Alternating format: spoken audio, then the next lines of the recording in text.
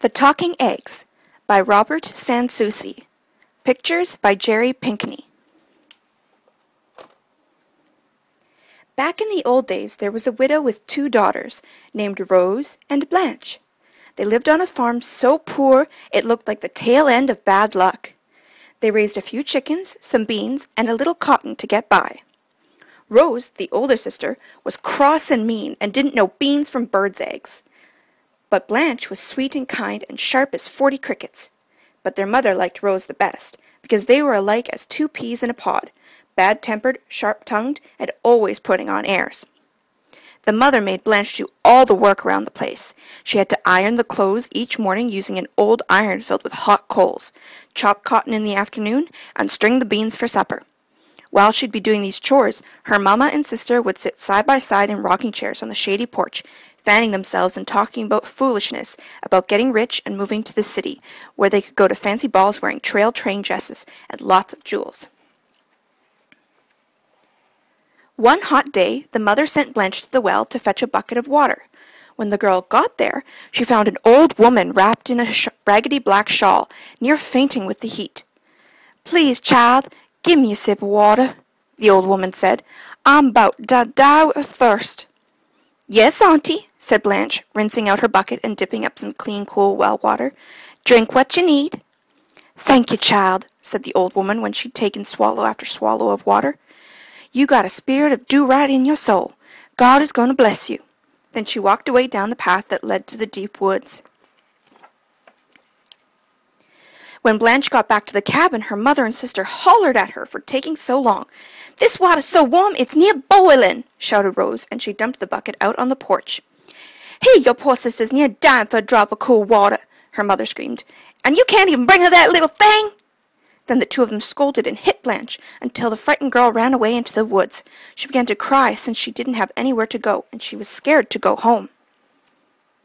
Suddenly, around a bend in the path came the old woman in the raggedy black shawl. When she saw Blanche, she asked kindly, "What's made you cry so, you poor child?" "Mamma and Sister Rose lit into me for something that wasn't my fault," said Blanche, rubbing tears off her cheek. "Now I'm afraid to go home." "Hush, child, stop your crying. You come on home with me. I'll give you supper and a clean bed, but you got to promise you won't laugh at anything you see." Blanche gave her word of honor that she wouldn't laugh. Then the old woman took her by the hand and led her deep into the backwoods. As they walked along the narrow path, bramble bushes and tree branches opened wide in front of them and closed up behind them. Soon they came to the old woman's tumble-down shack. A cow with 2 heads and horns like corkscrews peered over a fence at Blanche, and brayed like a mule. She reckoned it was a pretty strange sight, but she didn't say anything, not wanting to hurt the old woman's feelings. Next she saw that the yard in front of the cabin was filled with chickens of every color. Some were hopping about on 1 leg, some running about on 3 or 4, or even more. These chickens didn't cluck, but whistled like mockingbirds. But strange as all this was, Blanche stuck by her promise not to laugh. When they got inside the cabin, the old woman said, "Light the fire, child, and cook us some supper." So Blanche fetched kindling from the woodpile outside the back door. The old woman sat down near the fireplace and took off her head. She then set it on her knees like a pumpkin. First she combed out her gray hair, then she plaited it into 2 long braids. Blanche got pretty scared at this, but the woman had been nothing but kind to her, so she just went on lighting the fire. After a bit, the old woman put her head back on her shoulders and looked at herself in a sliver of mirror nailed to the cabin wall. She said, nodding. "That's better." Then she gave Blanche an old beef bone and said, "Put this in the pot for supper." Now Blanche was near starving, and the bone looked a pretty sad meal for the 2 of them, but she did what the old woman said. "Shall I boil it for soup, auntie?" she asked. "Look at the pot, child," said the old woman, laughing. The pot was filled with thick stew, bubbling away. Next the woman gave Blanche only 1 grain of rice, and told her to grind it in the stone mortar. Feeling mighty foolish, Blanche began to pound the grain with the heavy stone pestle. In a moment the mortar was overflowing with rice. When they had finished supper, the old woman said, "It's a fine moonshiny night, child. Come with me." They sat themselves down on the back porch steps.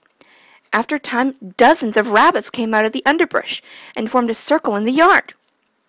The men rabbits all had frock-tail coats, and the lady rabbits had little trail-train dresses. They danced, standing on their hind feet, hopping about. One big rabbit played a banjo, and the old woman hummed along with it. Blanche kept time by clapping along. The rabbits did a square dance, a Virginia reel, and even a cakewalk. The girl felt so happy she never wanted to leave. She sat and clapped until she fell asleep, and the old woman carried her inside and put her to bed. When Blanche got up the next morning, the old woman told her, "Go milk my cow." The girl did what she was told, and the two-headed cow with the curly horns gave her a bucket of the sweetest milk she'd ever tasted. They had it with their morning coffee. "You gotta go home now, child," the old woman said to Blanche, who was washing the breakfast dishes. "But I tell you, things will be better from here on out, and since you are such a good girl, I got a present for you.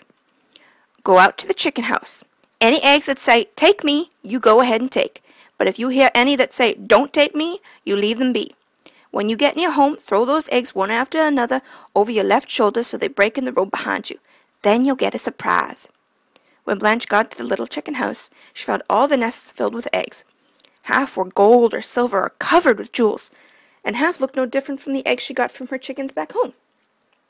All the plain eggs told her, "Take me! Take me!"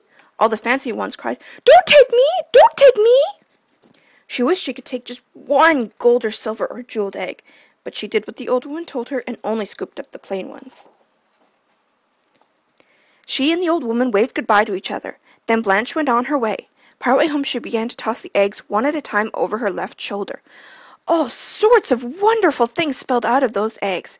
Now diamonds and rubies, now gold and silver coins, now pretty silk dresses and dainty satin shoes. There was even a handsome carriage that grew in a wink from the size of a matchbox, and a fine brown and white pony that sprouted from the size of a cricket to draw it. Blanche loaded all these lovely things into the carriage and rode the rest of the way home like a grand lady. When she got back to the cabin, her mother and sister just gawked at her new finery.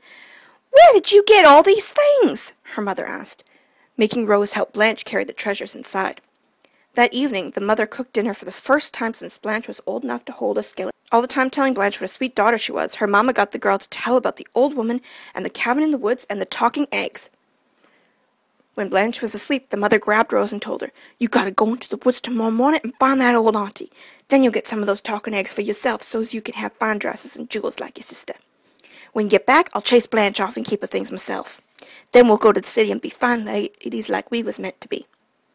"Couldn't we just run off tonight so I don't have to go poking through the woods looking for some crazy old auntie?" Rose whined. "There's no near enough for two," her mother said, getting angry. "You do as I say, and don't be so contrary." So the next morning Rose set out dragfoot into the woods. She dawdled mostly, but soon met the old woman in her raggedy black shawl. "My sweet little sister Blanche told me you got a real pretty house and all," said Rose.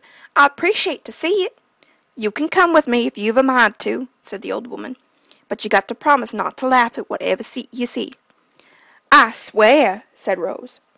So the old woman led her through the bramble bushes and tree branches into the deep woods.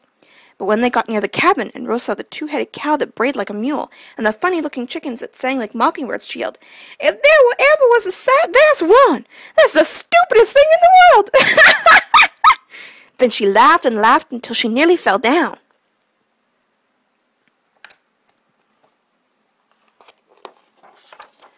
Hum, said the old woman, shaking her head. Inside, Rose complained when she was asked to start the fire, and she wound up with more smoke than flame. When the old woman gave her an old bone to put in the pot for supper, Rose said crossly, "That's going to make a mighty poor meal." She dropped it in the pot, but the old bone remained a bone, so they only had thin soup for supper.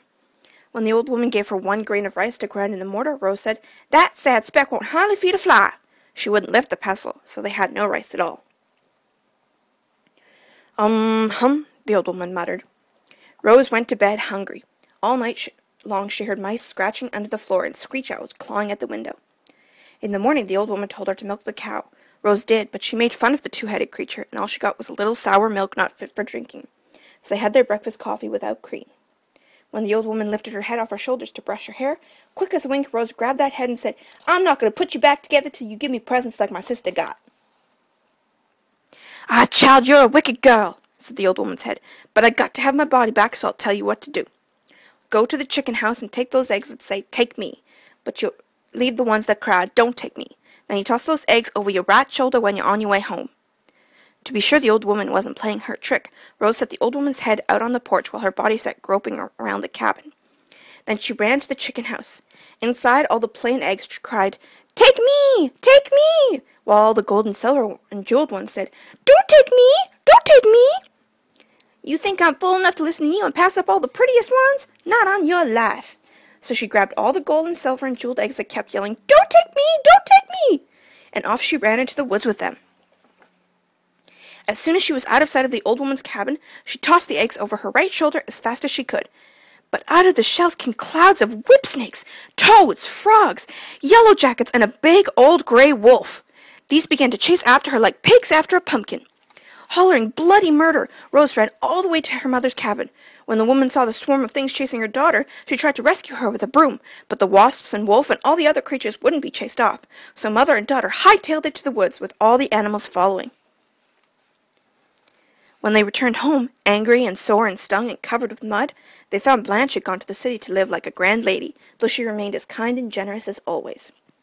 For the rest of their lives, Rose and her mother tried to find the strange old woman's cabin and the talking eggs, but they never could find that place again.